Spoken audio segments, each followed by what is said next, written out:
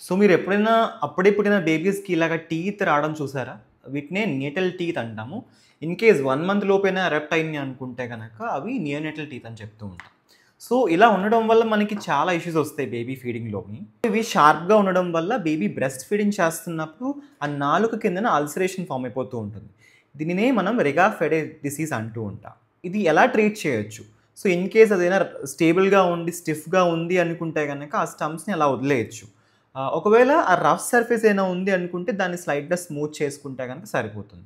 లేదు అది ఒకవేళ ఆ టూత్ గాని, ఆ బడ్ గాని కదులుతుంది అన్నట్లయితే గనక అది పొరపాటున మింగే అవకాశం ఉంది కాబట్టి యాస్పిరేషన్ అయ్యే ఛాన్సెస్ ఉంటాయి. అది తీయించేయడం చాలా బెటర్. కొన్ని కంట్రీస్‌లో ఇలాగ పుట్టడం వల్ల చాలా ఒక బ్యాడ్ ఒమెన్ కింద పరిగణిస్తూ ఉంటారు. అలాంటిదేమి ఉండదు. ఇది ఒక రేర్ కండిషన్. ఒక 2000 లేదా 3000 మందిలో ఒకళ్ళకి అలా వస్తూ ఉంటుంది. ఆ టూత్ యొక్క రూట్ కూడా సరిగ్గా ఫార్మ్ అయ్యి ఉండదు. సో అది జస్ట్ ఒక గమ్ టిష్యూలో అతుక్కుని మాత్రమే ఉంటుంది. ఇన్ కేస్ మీరు ఆ బేబీకి ఆ టూత్ ఎక్స్‌ట్రాక్షన్ పన్ను తీయించాలి అనుకుంటే గనక first of all pediatrician consent compulsory.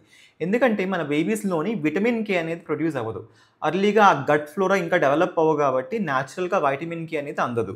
So అలాంటప్పుడు మనకి బ్లీడింగ్ అంటే ఎక్స్‌ట్రాక్షన్ చేసిన తర్వాత బ్లీడింగ్ కంట్రోల్ అవ్వాలి అంటే గనక కంపల్సరీ వైటమిన్ కే ఇంజెక్షన్ ఇవ్వాల్సి ఉంటుంది. ఒక 0.5-1 ఎంజీ ఆఫ్ ఇంజెక్షన్ ఇస్తే గనక బ్లీడింగ్ అనేది కంట్రోల్ అవుతూ ఉంటుంది. సో ఏదేమైనా సరే నియోనేటల్ గానీ, నేటల్ టీత్ ఉన్నప్పుడు బేబీకి ఇబ్బంది అనిపిస్తుంది. అలానే బ్రెస్ట్ ఫీడింగ్ ఇచ్చే మదర్‌కి కూడా ఇబ్బంది అనిపిస్తూ ఉంటుంది. సో వీలైనంత త్వరగా ట్రీట్మెంట్ అందించడం గుడ్ థింగ్.